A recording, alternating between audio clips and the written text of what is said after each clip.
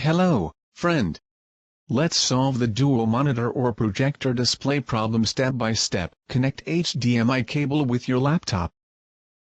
Show input signal not found or black screen.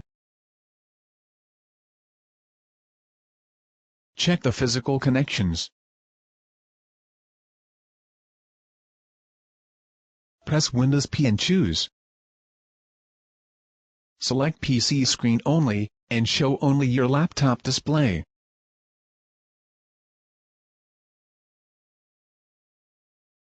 Select duplicate, and show same display on both.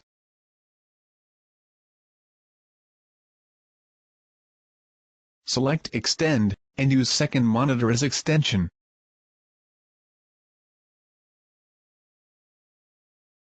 Select second screen only. Thanks for watching.